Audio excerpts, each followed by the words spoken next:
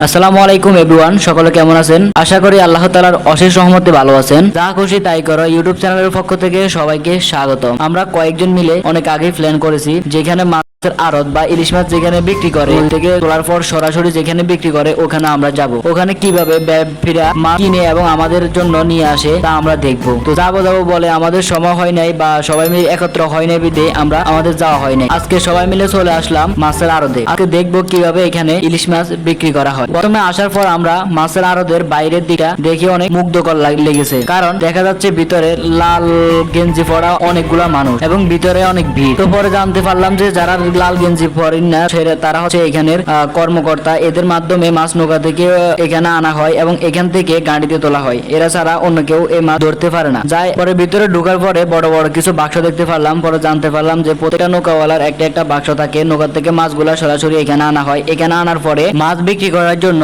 একজন লোক উপরের দাম থেকে আস্তে আস্তে নিচের দিকে দাম বলে থাকে। এটাকে ডাক বলে। যে ব্যবসায়ীর দাম খাটে সে মাছগুলো নিয়ে নেয়। তো আমরা যেতে যেতে যেহেতু দেরি হয়ে গেছে, আমরা যাওয়ার আগেই ডাক ডাকা শেষ হয়ে গেছে বা মাছগুলো বিক্রি হয়ে গেছে। আমরা যাওয়ার আগে যেহেতু মাছগুলো বিক্রি হয়ে গেছে তাই আমরা মাছ বিক্রি দেখি নাই। হয়তো আমাদের ভাগ্য ছিল না, তাই আজকে আমরা মাছ কিভাবে বিক্রি করে সেটা দেখি নাই। তবে যদি সামনের দিকে মাছ কিভাবে বিক্রি করে সেটা দেখার জন্য আসি তাহলে আরো সকালে আসবো ইনশাআল্লাহ। তাহলে আমরা হয়তো দেখবো কিভাবে মাছগুলো তারা বিক্রি করে। এখানে একটি বড় বরফ মিল রয়েছে।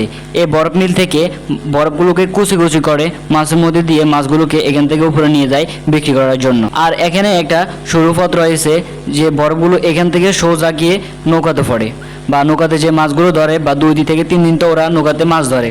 তো এগুলো উপরে আনতে আনতে নষ্ট হয়ে যাবে, সেজন্য এখান থেকে বরফ নিয়ে যায় যাওয়ার সময়। এই বরফগুলো দিয়ে উপরে মাছগুলো নিয়ে আসে। তো আজকের ভিডিও এ পর্যন্ত। সবাই ভালো থাকবে।